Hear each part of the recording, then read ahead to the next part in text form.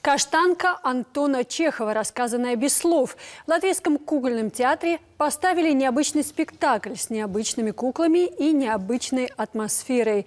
Интересно будет и взрослым, уверена Галина Сладовник. Она побывала на репетиции.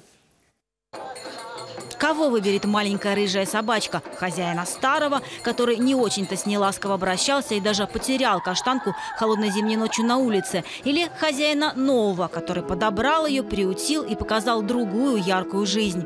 Финал этой истории предсказуем, ведь в своих снах каштанка тосковала по своему старому хозяину. Это действительно, мне кажется, какая-то такая безусловная любовь, которая именно безусловная. Да, чистая, то есть... просто, любовь, вот, она должна быть, по-моему, такова и между людьми. А между людьми как-то опрейтинс, как расчет или выгода какая, или статус. Иногда все-таки бывает важнее, чем вот просто чистая любовь. Я люблю тебя такого, какой ты есть. Мне все равно, какой ты есть. Ты, главное, будь. История не рассказана. За весь спектакль не произносится ни одного слова, а показана глазами каштанки. И мир этот завораживает. Очень интересно и в какой-то момент даже приятно почувствовать себя ребенком, животным и посмотреть просто по-новому на какие-то обычные вещи, как мы видим, допустим, тот же театр, тот же цирк, улицу, бар.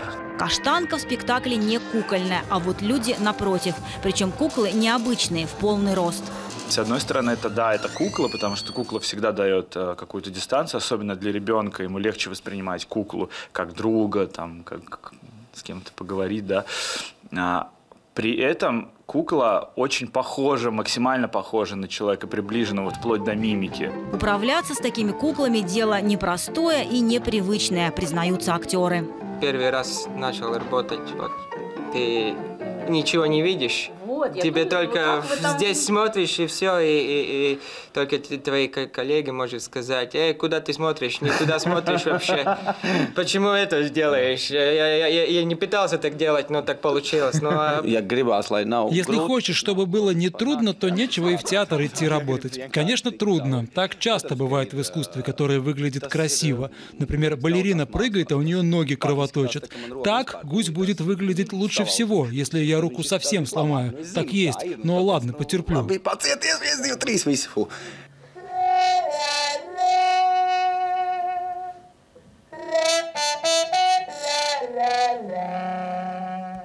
Премьера спектакля «Каштанка» в кукольном театре уже в это воскресенье.